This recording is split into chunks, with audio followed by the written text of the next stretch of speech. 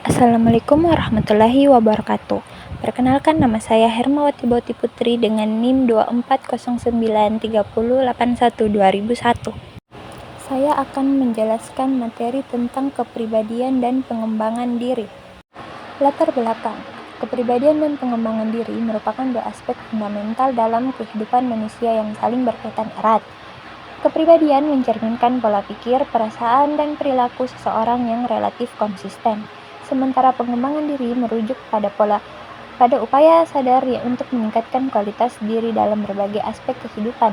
Di era modern yang penuh tantangan dan persaingan, pemahaman mendalam tentang kepribadian serta kemampuan untuk terus mengembangkan diri menjadi semakin krusial. Bagian A yaitu kepribadian. Kepribadian secara umum diartikan sebagai kebiasaan, sikap, sifat yang dimiliki seseorang yang berkembang ketika seseorang berhubungan dengan orang lain. Kepribadian juga sering diartikan dengan ciri tertentu yang menonjol pada diri individu, sehingga kepribadian menunjukkan bagaimana individu tampil atau menimbulkan kesan bagi individu-individu lainnya. Menurut Calvin dan Garner dalam buku Theories of Personality atau Psikologi Kepribadian tahun 1978, disebutkan pengertian kepribadian adalah sesuatu yang memberi tata tertib dan keharmonisan terhadap segala macam tingkah laku yang berbeda-beda yang dilakukan si individu. Bagian B, pengembangan diri. Pengembangan diri adalah usaha yang dilakukan oleh seseorang untuk meningkatkan kualitas dan kapasitas diri mereka, baik di bidang pribadi maupun personal. Tujuannya adalah untuk meningkatkan kemampuan, keterampilan, dan pengetahuan individu agar dapat mencapai tujuan hidup yang lebih baik dan sukses. Adapun faktor-faktor terbentuknya kepribadian. Yang pertama, faktor biologis. Faktor jasmani yang membahas konstitusi tubuh. Sifat jasmani yang ada pada setiap orang yang diperoleh dari keturunan, dan ada pula yang merupakan pembawaan. Yang bagian 2, faktor sosial. Masyarakat yang terkait dengan tradisi, adat istiadat, dan norma yang berada di sekitar individu sangat memengaruhi kepribadian individu.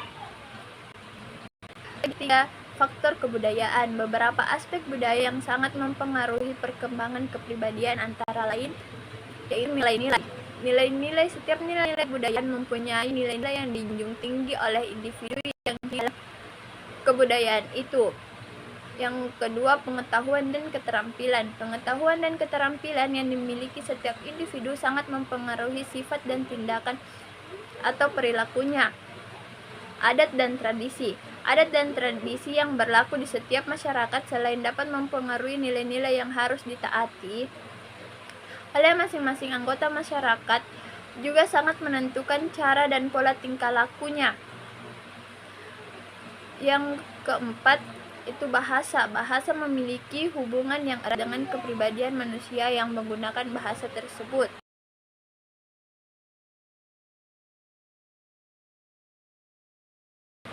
Adapun faktor-faktor pengembangan diri yaitu internal.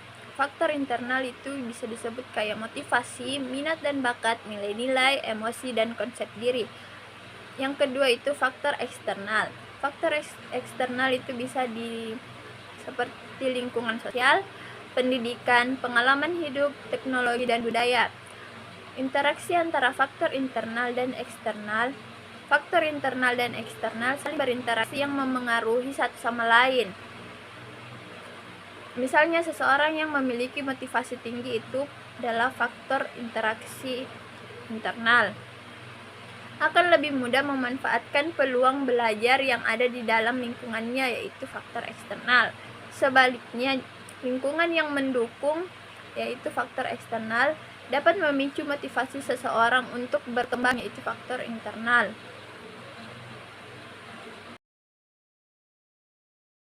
Adapun contoh-contoh interaksi faktor internal dan eksternal. Seseorang yang memiliki minat pada seni lukis, yaitu faktor internal, akan lebih sering mengunjungi galeri seni dan mengikuti workshop melukis, yaitu faktor eksternal. Contoh yang kedua, lingkungan kerja yang positif dan mendukung, yaitu faktor eksternal. dapat meningkatkan motivasi karyawan untuk mengembangkan keterampilan baru, yaitu faktor internal. Kesimpulan, pengembangan kepribadian adalah proses untuk menata aspek internal dan eksternal diri, yaitu sikap batin dan cara menampilkan diri. Konsep diri yang positif merupakan fondasi yang kuat untuk pengembangan diri. Individu dengan konsep diri yang positif cenderung lebih percaya diri, memiliki motivasi yang tinggi, dan mampu menghadapi tantangan dengan lebih baik. Demikian presentasi materi saya. Lebih kurangnya mohon dimaafkan. Wabillahi taufiq wal hidayah. Wassalamualaikum warahmatullahi wabarakatuh dan terima kasih.